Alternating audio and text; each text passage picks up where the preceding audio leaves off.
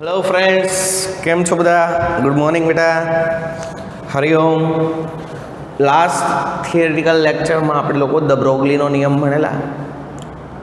બ્રોગલીએ એવું કીધું હતું આપને કે વિકિરણની માફક દ્રવ્ય પણ દ્વૈત સ્વભાવ ધરાવે, દ્રવ્ય પણ ડ્યુઅલ નેચર ધરાવે, તરંગ પ્રકૃતિ અને કણ પ્રકૃતિ। પછી એવું કીધું હતું કે અતિ સૂક્ષ્મ ગતિશીલ કણ હોય તેની તરંગ લંબાઈ તેના વેગમાન સાથે વ્યસ્ત સંબંધ ધરાવે, માટે લેમ્બડા ચલે છે 1/p, લેમ્બડા બરાબર h/p, લેમ્બડા બરાબર h/mv। ઓકે, ચાલો, આ હતો ધ બ્રોગલીનો નિયમ। ત્યારબાદ હવે આપણે ભણીએ છીએ હાઇઝનબર્ગનો સિદ્ધાંત। હાઇઝનબર્ગનો સિદ્ધાંત सविस्तार समझाओ।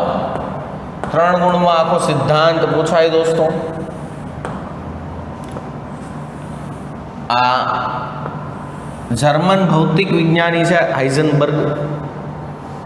हाइजनबर्गे एवं दर्शाव्યું कि अति सूक्ष्म गतिशील कण होय, जो शब्द पर भार मूकું છું, अति सूक्ष्म गतिशील कण નું एक साथे ચોક્કસ સ્થાન અને વેગમાન ક્યારે પણ માપી શકાય નહીં। નિયમ શું કહેવા માંગે છે? અતિ સૂક્ષ્મ ગતિશીલ કણ નું ચોક્કસ સ્થાન અને વેગમાન બંને એક સાથે ક્યારે ચોક્કસ રીતે માપી શકાય નહીં। આને કહેવાય હાઇઝનબર્ગની અનિશ્ચિતતાનો સિદ્ધાંત। दोस्तों, अति सूक्ष्म गतिशील कणનું સ્થાન અને વેગમાન બંને એક સાથે ચોક્કસ રીતે ક્યારેય માપી શકાય નહીં, અને હાઇઝનબર્ગની અનિશ્ચિતતાનો સિદ્ધાંત કહેવાય। ફોર એક્ઝામ્પલ, ઇલેક્ટ્રોન લઈએ। ઇલેક્ટ્રોન અતિ સૂક્ષ્મ ગતિશીલ કણ છે, તો કોઈ ચોક્કસ સમયનું સ્થાન ચોક્કસ માપીએ તો એની ગતિ ન નોંધી શકાય, અને જો ગતિનું માપન કરવામાં આવે તો એ કયા સ્થાને છે તે સ્થાન નક્કી ન કરી શકાય। ઉદાહરણ તરીકે ઇલેક્ટ્રોન કે તેના જેવા અન્ય અપરમાણુય કણો કે જેના સ્થાન ચોક્કસ લેવામાં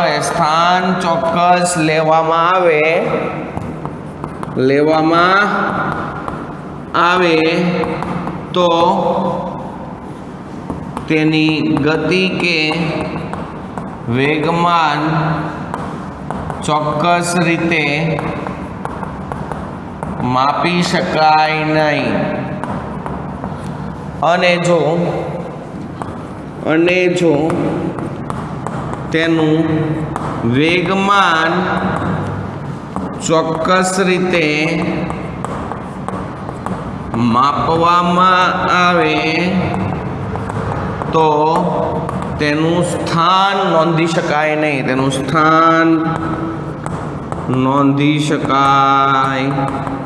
નહીં। આમ જો દોસ્તો કણના સ્થાનના મૂલ્યમાં મળતી અનિશ્ચિતતા ડેલ્ટા એક્સ હોય અને કણના વેગમાનમાં મૂલ્યમાં મળતી અનિશ્ચિતતા ડેલ્ટા પી હોય, જો આપણે વાત કરીને કે સ્થાન અને વેગમાન એક સાથે બંને ચોકસાઈ રીતે માપી શકાય નહીં, તો જો કણના સ્થાનમાં ઉદ્ભવતી અનિશ્ચિતતા અથવા તો અચોક્કસતાને આપણે દર્શાવે કોના વડે? ડેલ્ટા એક્સ, અને વેગમાનના મૂલ્યમાં ઉદ્ભવતી અનિશ્ચિતતા બરાબર ડેલ્ટા પી હોય તો હાઇઝનબર્ગના સિદ્ધાંત પ્રમાણે બર્ગના સિદ્ધાંત પ્રમાણે સૂત્ર આવું છે દોસ્તો, delta x into delta P is greater than or equal to h/4π, જ્યાં ડેલ્ટા એક્સ એટલે કણના સ્થાનમાં ઉદ્ભવતી અનિશ્ચિતતા, ડેલ્ટા પી એટલે કણના વેગમાનમાં ઉદ્ભવતી અનિશ્ચિતતા, h એટલે પ્લાન્ક અચળાંક દોસ્તો, પ્લાન્ક અચળાંક છે, h શું છે? પ્લાન્ક અચળાંક છે. સમજાય છે? પાક્કું? ચલો હવે ત્યારબાદ તમને બધાને ખબર છે કે વેગમાન એટલે શું થાય? વેગમાનને આપણે મોમેન્ટમ કહીએ, પી વડે દર્શાવીએ છીએ, બરાબર છે? અને વેગમાનમાં અનિશ્ચિતતા ડેલ્ટા પી છે. તો વેગમાન એટલે થાય પાન બરાબરમાં આવો, તમે લોકો ફિઝિક્સમાં શીખેલા છો, બહુ સારી રીતે શીખેલા છો દોસ્તો. પી ઇઝ ઇક્વલ ટુ mv. હવે વેગમાન બદલાય તો વેગમાન ક્યારે બદલાય? કોઈ પણ કણ હોય એનું દળ અચળ જ રહે, એનો વેગ બદલાય તો વેગમાન બદલાય, બરાબર છે? એટલે ડેલ્ટા પી બરાબર શું થાય? M delta V. માટે સૂત્ર બનશે ડેલ્ટા એક્સ, ડેલ્ટા પી ની બદલે M delta V is greater than or equal to h/4y, જ્યાં એમ એટલે શું થાય? કણનું દળ, અને ડેલ્ટા વી એટલે વેગમાં થતો ફેરફાર, બરાબર છે દોસ્તો? આ નિયમ માત્ર અતિ સૂક્ષ્મ અને ગતિશીલ કણ માટે જ લાગુ પડે છે. આ નિયમ ઇલેક્ટ્રોન અને તેના જેવા અન્ય અપરમાણુય કણોના પ્રક્ષેપ પથના અસ્તિત્વને નકારી દે છે. આ નિયમ ઇલેક્ટ્રોન અને તેના જેવા અન્ય અપરમાણુય કણો, અપરમાણુય એના માટે જ લાગુ પડે. અન્ય અપરમાણુય કણો ના પ્રક્ષેપ પથના અસ્તિત્વને શું કરે છે? નકારી દે છે. કહેવાનો ઇન્ટેન્શન એવો છે, પ્રક્ષેપ પથનો મતલબ કેવો થાય? તો કે કોઈ પદાર્થ ધારો કે ચોક્કસ સમયે અહીંયા છે, એટલે ચોક્કસ સમયનું સ્થાન ખબર હોય, એની તમે ગતિ પણ ખબર હોય, ચોક્કસ ગતિ ખબર હોય, તો અમુક સમય બાદ તે પદાર્થ કેટલા અંતરે ક્યાં હશે તેનું અવલોકન લઈ શકાય, એને પ્રક્ષેપ પથ કહેવાય. પણ ઇલેક્ટ્રોનના અનુસંધાનમાં તમને ખબર હોય કે અત્યારે આ સ્થાને ઇલેક્ટ્રોન છે, એની ગતિ ખબર હોય તો પણ તમે લોકો અમુક સમય બાદ ઇલેક્ટ્રોન ક્યાં છે તે નોંધ કરી શકો ને. એને પ્રક્ષેપ પથને નકારી દીધો. ખબર પડી? પ્રક્ષેપ પથનો મતલબ શું થાય? કોઈ પદાર્થ ચોક્કસ સમયે, કોઈ પદાર્થનું ચોક્કસ સમયે સ્થાન અને વેગ માલુમ હોય, કોઈ પદાર્થનો ચોક્કસ સમયે સ્થાન અને વેગ માલુમ હોય તો અમુક સમય બાદ તે પદાર્થ કયા સ્થાને પહોંચશે તે નક્કી કરી શકાતું, મીન્સ નક્કી કરી શકાય તેને શું કહેવાય? પ્રક્ષેપ પથ કહેવાય. તો એ વધારે દળ ધરાવતા અને સ્થૂળ પદાર્થ હોય, મોટા પદાર્થ, વજનદાર, એવા પદાર્થો અત્યારે અહીંયા છે અને અમુક સમય પછી તે ક્યાં પહોંચશે એ નક્કી કરી શકીએ. પણ આ પ્રક્ષેપ પથના અસ્તિત્વને નકારી દે છે કોણ? હાઇઝનબર્ગનો નિયમ. એ કોના માટે? ઇલેક્ટ્રોન અને અન્ય અપરમાણુય કણો માટે. ખબર પડે છે? હવે તમે સિમ્પલી તમે વિચાર તો કરો કે આ એમની કિંમત જો મોટી હોય, એમની કિંમત મોટી હોય તો આ બે છે એ મોટો જવાબ મળે. મોટો જવાબ મળે તો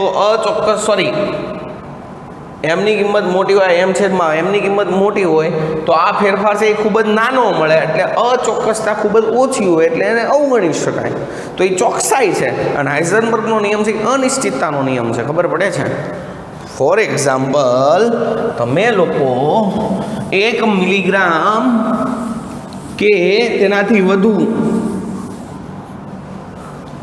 1 મિલીગ્રામ કે તેનાથી વધુ દળ ધરાવતા પદાર્થો માટે સ્થૂળદર્શી પદાર્થો માટે આ નિયમ લાગુ પડતો નથી, કારણ કે ત્યારે ચોકસાઈની અનિશ્ચિતતાનું મૂલ્ય ખૂબ જ ઓછું હોય, કારણ કે તેમની અનિશ્ચિતતા ખૂબ જ ઓછી હોવાથી તેને અવગણી શકાય.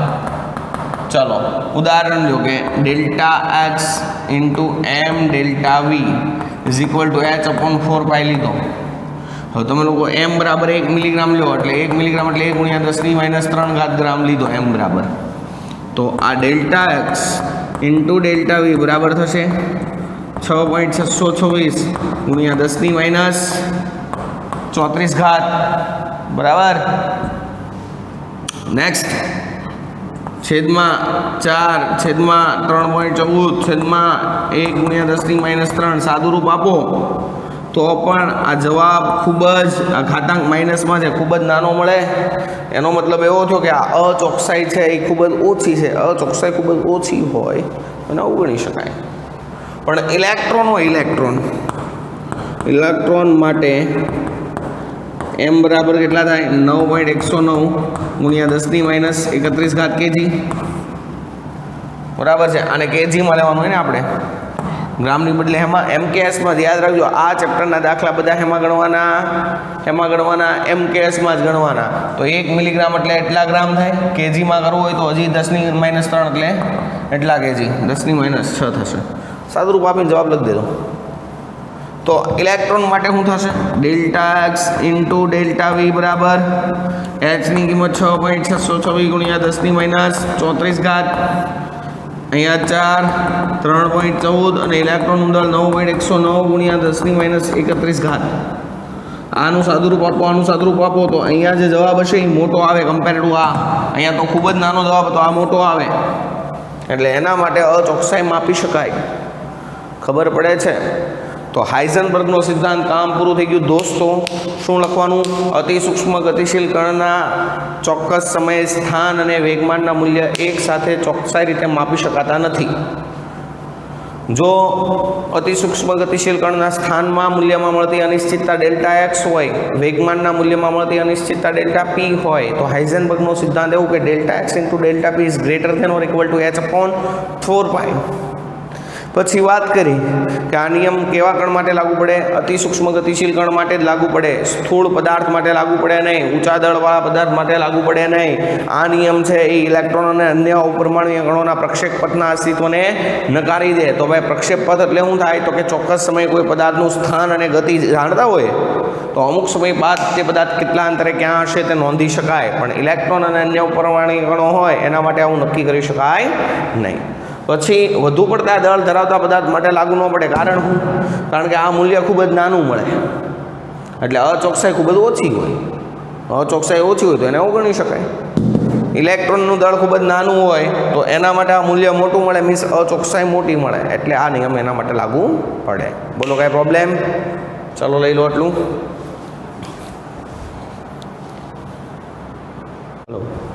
જો મિત્રો નેક્સ્ટ બે ખૂબ જ ઇમ્પોર્ટન્ટ ક્વેશ્ચન હું તમને સોલ્વ કરાવું છું. આવા પ્રશ્નોની જેવા જ બીજા પ્રશ્ન પણ પૂછાઈ શકે. જીમેઇન અને નીટ માટે મોસ્ટ ઇમ્પોર્ટન્ટ કન્સેપ્ટ છે. જીમેઇન અને નીટ માટે બરાબર પ્રશ્ન એવો પૂછવામાં આવ્યો છે કે જો સ્થાન અને વેગમાનની અનિશ્ચિતતા સમાન હોય, જો સ્થાન અને વેગમાનની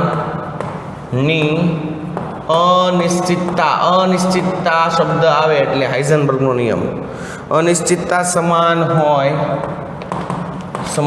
હોય તો વેગની અનિશ્ચિતતા બરાબર કેટલી? ઓપ્શન એ તમને આવો આપ્યો છે 1/m વર્ગમૂળમાં h/π આવી રીતે, ઓપ્શન બી વર્ગમૂળમાં h/π, ઓપ્શન સી 1/2m વર્ગમૂળમાં h/π અને ઓપ્શન ડી વર્ગમૂળમાં h/2π. બહુ સુપર સવાલ છે, નીટ માટે ખૂબ જ ઇમ્પોર્ટન્ટ ક્વેશ્ચન છે. તમને એમ કીધું છે જો સ્થાન અને વેગમાનની અનિશ્ચિતતા સમાન હોય તો વેગની અનિશ્ચિતતા કેટલી? દોસ્તો અનિશ્ચિતતા શબ્દ આવે એટલે પહેલા શું મુકાય? હાઇઝનબર્ગની અનિશ્ચિતતા નો સિદ્ધાંત શું કહે છે? Delta x into delta P is greater than or equal to h/4π. એટલે તમે ઇક્વલ ટુ કરી શકો, બરાબર? ચાલો, હવે અહીં સ્થાન અને વેગમાનની અનિશ્ચિતતા સમાન છે તો અહીં delta X is equal to delta P છે. Okay, that's all. આવડે? એટલે અહીંયા થશે delta x into delta X. હવે મારે શું કરવાનું? જો તમારે વેગની અનિશ્ચિતતા શોધવાની એટલે ડેલ્ટા વી ગણવાનો. ડેલ્ટા વી ગણવા માટે delta P is equal to M delta v થાય. તો આ સૂત્રમાં તમે ડેલ્ટા પીની કિંમત મૂકો તો ડેલ્ટા વી મળે. તો અહીંયા ડેલ્ટા પીની કિંમત મેળવવા માટે અહીંયા તમારે ડેલ્ટા એક્સની કિંમત મૂકવી પડે. એટલે શું થાય? ડેલ્ટા પી ઇન્ટુ ડેલ્ટા પી બરાબર h/4π થાય કે ના થાય? ચાલો, અહીંયા આવશે ડેલ્ટા પી નો વર્ગ બરાબર h/4π. વર્ગ દૂર કરો તો સામે વર્ગમૂળ લાગે, માટે ડેલ્ટા પી બરાબર h નું વર્ગમૂળ વર્ગમૂળમાં h, નીચે 4 નું વર્ગમૂળ 2, પાઈ નું વર્ગમૂળ વર્ગમૂળમાં પાઈ. એટલે તમારો આન્સર થશે અહીંયા ડેલ્ટા પી બરાબર 1/2 અને ઓલાને લખાય h/π. આ શું મળ્યું? ડેલ્ટા પી મળ્યો. હવે એની કિંમત આમાં મૂકો સિમ્પલ, એટલે ડેલ્ટા વી બરાબર થશે ડેલ્ટા પીના છેદમાં એમ. એટલે ડેલ્ટા વી બરાબર થશે, ડેલ્ટા પી શું છે? 1/2 √h/π તો છે જ, અને નીચે એમ છે એને એમ ના મૂકી દો. તો દોસ્તો આ તમને મળી ગઈ વેગની અનિશ્ચિતતા. That is your answer C. Okay, છે ને? એકદમ સિમ્પલ અને સુપર ઇમ્પોર્ટન્ટ કન્સેપ્ટ. તમને એમ કીધું છે જો સ્થાન અને વેગમાનની અનિશ્ચિતતા સમાન હોય, સ્થાનની અનિશ્ચિતતા આપણે ડેલ્ટા એક્સ લઈએ છીએ, વેગમાનની અનિશ્ચિતતા ડેલ્ટા પી લઈએ છીએ, એ બે સરખા એટલે delta X is equal to delta પી. તો વેગની અનિશ્ચિતતા કેટલી? વેગ ગણવા માટે તમારે આ સૂત્ર મારવું પડશે, delta P is equal to M delta V. હવે દોસ્તો અહીંયા ડેલ્ટા વીને કરતા બનાવો તો delta V is equal to delta P by M. Delta પીની કિંમત મૂકવી હોય મારે આમાં તો ડેલ્ટા એક્સની બદલે ડેલ્ટા પી મૂકો અને ડેલ્ટા બીને કરતા બનાવો એટલે જવાબ મળી જાય. સમજાય છે? ચલો લઈ લો, સમજાવવું જ પડે. હે, બહુ જ ઇમ્પોર્ટન્ટ ક્વેશ્ચન છે આ.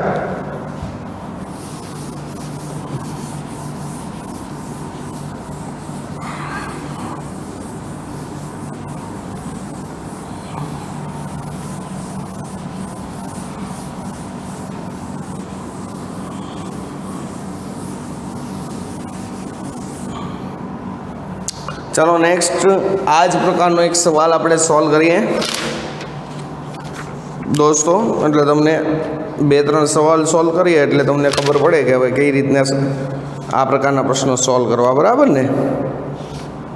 ચાલો,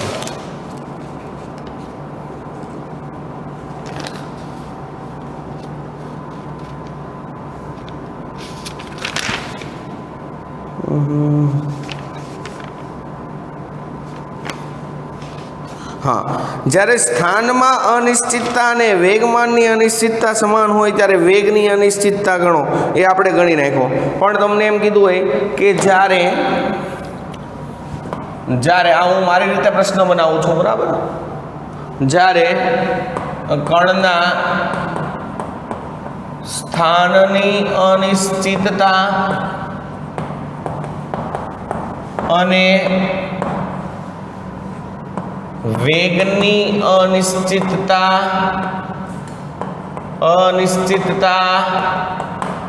સમાન હોય ત્યારે કણના વેગમાનની અનિશ્ચિતતા કેટલી? બરાબર, સેમ પ્રશ્ન છે, ખાલી થોડુંક ટ્વિસ્ટ કરી નાખ્યું છે. અત્યારે સ્થાનની અનિશ્ચિતતા એટલે ડેલ્ટા એક્સ અને વેગની અનિશ્ચિતતા એટલે ડેલ્ટા વી, આ બે સરખા છે. તો વેગમાનની અનિશ્ચિતતા કેટલી? ડેલ્ટા પી બરાબર કેટલા? તો દોસ્તો એક સૂત્ર આપણી પાસે હાઇઝનબર્ગનો નિયમ છે, delta x into delta P is equal to h/4 pi. Okay, completely ખબર પડે છે. ચલો, ડેલ્ટા એક્સને તો આપણે ડેલ્ટા એક્સના અનુસંધાનમાં તો જવાબ જ નથી લખવાનો. જવાબમાં ડેલ્ટા પી, ડેલ્ટા એક્સ કે ડેલ્ટા વી કાંઈ ન આવે, એમ નામ જ આવશે. તો શું કરશો તમે? પહેલાં કરશો અહીંયા ડેલ્ટા પી એટલે શું થાય? એમ ડેલ્ટા વી. આ ડેલ્ટા વીની કિંમત મૂકીને ડેલ્ટા પી મેળવશો. તો અહીંયા મૂકો delta x into M delta V is equal to h/4 pi. હવે આ ડેલ્ટા એક્સની બદલે હું મૂકશું ડેલ્ટા વી, અને પછી ડેલ્ટા વીને કરતાં બનાવીને આ સૂત્રમાં મૂકશો એટલે જવાબ મળી જશે. ચલો, અહીંયા મૂકશો delta V into M delta V is equal to h/4 pi. Delta વીનો square is equal to h/4 pi M. થાય કે ન થાય? ડેલ્ટા વી બરાબર 1/2, અહીંયા 4 નું વર્ગમૂળ 2, અહીંયા વર્ગ દૂર કરો તો સામે વર્ગમૂળ લાગે, √h/π એમ. થાય કે નહીં? ચાલો, હવે આની કિંમત અહીંયા મૂકો તો delta V is equal to 1/2, sorry, delta P is equal to M delta v એટલે 1/2 પછી h/π એમ. આને હું બે વખત વર્ગમૂળમાં લખી શકું આમ, delta P is equal two વર્ગમૂળમાં એમ ઇન્ટુ વર્ગમૂળમાં એમ ઇન્ટુ 1/2. અહીંયા આમ લખાય h/π, અહીંયા વર્ગમૂળમાં એમ કેન્સલ, અને આ જે વર્ગમૂળમાં એમ છે એને અંદર જવા દો તો 1/2 વર્ગમૂળમાં h into m upon pi. This is your answer. તો આ પ્રકારના કોઈ પણ ક્વેશ્ચન પૂછાય દોસ્તો તમને લોકોને આવડવા જોઈએ. પડી ખબર? ચલો, તો આ જ પ્રમાણેના ક્વેશ્ચન હું તમને જાતે આપું છું, તમારે જાતે સોલ્વ કરીને મને જવાબ આપવાના છે. બરાબર છે? ચલો લખો, સેલ્ફ માટે ક્વેશ્ચન લખો, સેલ્ફ સ્ટડી માટે ક્વેશ્ચન લખો, સેલ્ફ. ચલો, જો કણના સ્થાનની અનિશ્ચિતતા તેના વેગની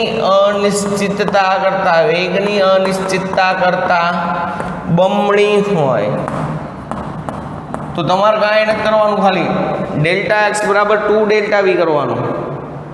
સ્થાનની અનિશ્ચિતતા ડેલ્ટા એક્સ, વેગની અનિશ્ચિતતા ડેલ્ટા વી, તો વેગની અનિશ્ચિતતા કરતાં સ્થાનની અનિશ્ચિતતા બમણી છે એટલે 2 ડેલ્ટા વી હોય તો વેગમાનની અનિશ્ચિતતા શોધો. ઓકે, કમ્પ્લીટલી ખબર પડે છે. નેક્સ્ટ લખો, જો કણના વેગની અનિશ્ચિતતા તેના વેગમાનની અનિશ્ચિતતા કરતા, જો કણના વેગની અનિશ્ચિતતા તેના વેગમાનની અનિશ્ચિતતા કરતા, સોરી અહીંયા વેગ કરતા સ્થાન, જો કણના સ્થાનની અનિશ્ચિતતા તેના વેગમાનની અનિશ્ચિતતા કરતા ચોથા ભાગની હોય, જોજો ચોથા ભાગની, ગમે એ પૂછે તમને, ચોથા ભાગની હોય તો તેના વેગની અનિશ્ચિતતા શોધો. That's your question. ઓકે, આ બંને ક્વેશ્ચન જાતે સોલ્વ કરવાના છે. આવડશે ને? ચલો લઈ લો.